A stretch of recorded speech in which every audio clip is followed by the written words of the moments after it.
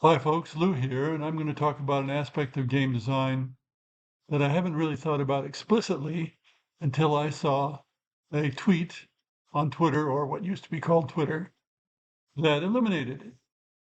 And this tweet was by Ben Goldman, who I've never heard of, but that doesn't matter.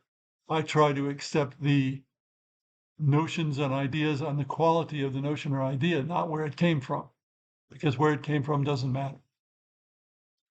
Well, here's what Ben tweeted, quote, "In game design, it is crucial to align the fun way to play the game with the winning way to play the game.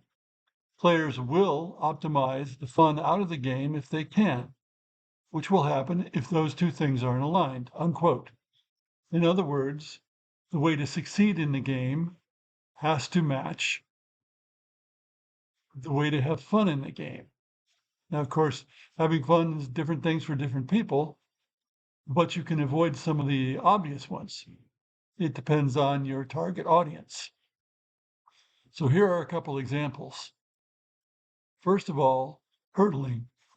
Turtling is not fun for most people, but in certain games, it's a way to succeed in a game. And another term for turtling is camping in video games. In other words, you set up and stay out of the fray, and this applies to multi-sided games only, not to two-sided games. You stay out of the fray, let the other players beat themselves up, or the other sides beat themselves up, build up your forces. The economy of the game has to allow that. Can't have a limiter. And then you come out and beat the snot out of everybody and win the game. That's not fun for most of the game because you're just sitting there not doing much of anything. But it's an effective tactic in some games. In other games, it's not. And in yet other games, you can't even do it. Another example of this may be hack and slash in role-playing games. In other words, games where you break open the door of the room, go in, slash, kill everything, go to the next room, break down the door, go in, kill everything. It's kind of mindless, but some people really like that. And yet many people do not.